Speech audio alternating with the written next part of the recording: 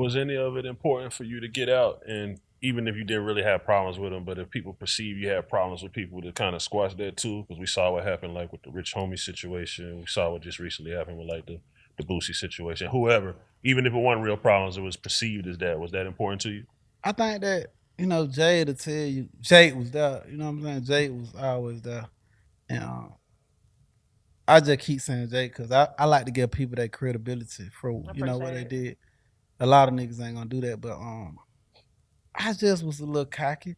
I was one of them niggas that I'm describing who is the problems now. You smell me? Mm. And I was just a nigga with a whole lot of money and a whole lot of power. I had 1,000 under me. I had a lot of goddamn money, and I was fucking with that man. You smell me? I ain't. What I was doing was just kind of bullying, like trying, and then coming out of chain gang, that mother chain gang to fuck your head up, bro. Like you'll come out that motherfucker thinking that you could just do shit to people. Like you coming out that motherfucker where niggas got life and they stabbing every day. So I'm coming out that motherfucker and we got guns. We ready to shoot every motherfucker day. Like I'm with whatever this shit come with. Like I don't care where it go. I'm trying to test you and see where it go. And a lot of people when on that type of time, and I ain't gonna say they was scared.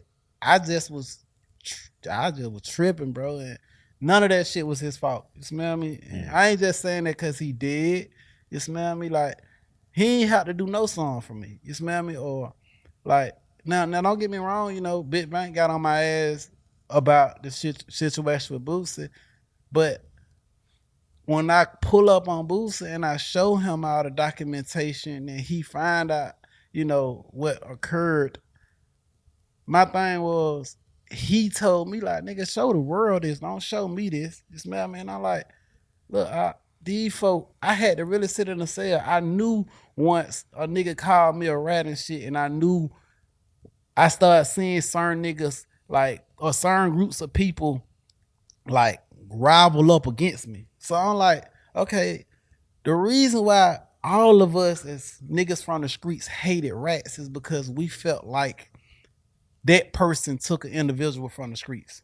We felt like it's a nigga in jail for this individual, and he this individual took a nigga from his kids, or this nigga took people from his mom, or well whoever that loved this person that this person told on and he's sent in prison for the rest of his life, or even if he was just sending out a year or 30 months or 2 months or however long this motherfucking person sitting in here that was told on, and it just fucked me up because ain't nobody ever said that they was in jail for Ralo. You get what I'm saying?